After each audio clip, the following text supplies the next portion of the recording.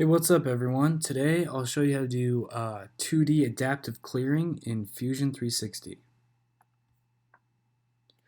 Here's the part. Pretty simple. And what we want to do is just take away all the material around the profile and the inside with one toolpath. We want to do it really fast. So, first things first, we go to Setup, New Setup. As you can see, it puts the work coordinate system right in the middle, which is good. That's exactly where we want it, so we can probe the center.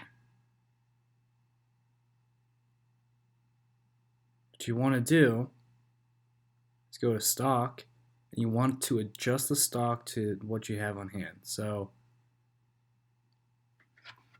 here we're just putting in what we got. So stock side offset is about 300.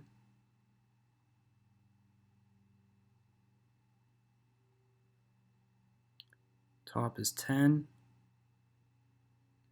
Bottom, we have 300 on the bottom. Actually, we'll go 500. That's more plausible.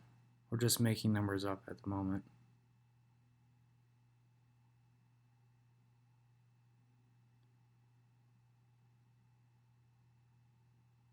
So we're just looking at it from a side view to check where our work coordinate system is. And what we want to do is we just want to put it on the top of the part for this video.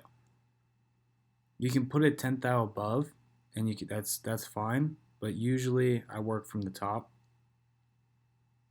and I would just give it a Z minus offset on the machine. So I think that's what we'll do for this video. Keep in mind we're gonna skip facing. We're just gonna go straight to 2D adaptive clearing here.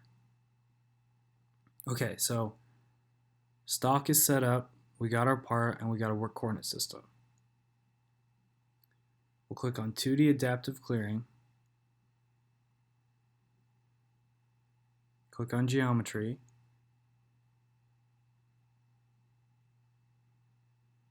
What we want to do is just click where we want to machine. So we'll click on the inside, click on the outside. Notice it highlights that blue region, which is the stock we just set up. So this toolpath is very smart in the way that it uses your setup material as a boundary for your toolpath. So we'll just click on this bullnose end mill we got.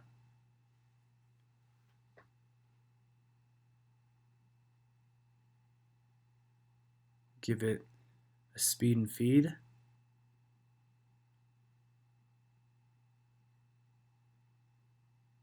Geometry selected. That looks okay. You can adjust all these the way you want. Passes. Optimal load, we'll go 1/8 inch. So 1/8 inch cuts.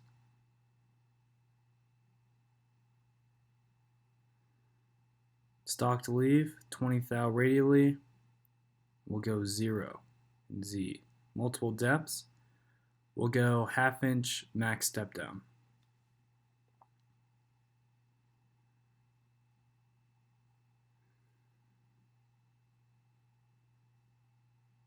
Click OK.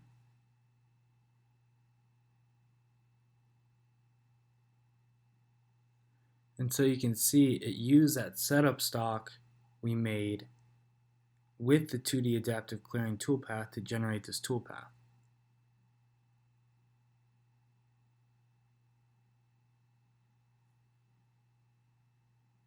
So there's a stock, there's the toolpath. So let's simulate it real quick.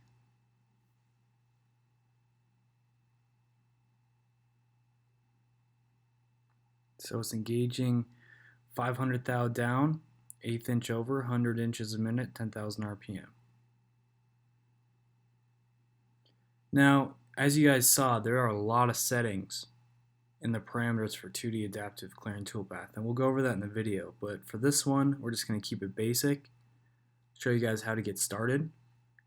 And I think an important thing to say here is as you mess with your parameters and settings, you always want to simulate your toolpath so you know exactly what you changed and how it changed the toolpath. So this is looking good. It helixed in there. Now it's machining out the center.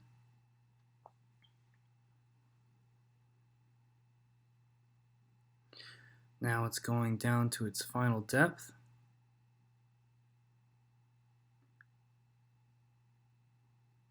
That looks awesome. So it's really not too hard of a toolpath to use. You just have to make sure you do a new setup and then basically just click on 2D Adaptive Clearing Toolpath and select the proper geometry and you're well on your way. So this was our short little video on 2D Adaptive Clearing in Fusion 360. Subscribe for more and we'll see you later. Thanks.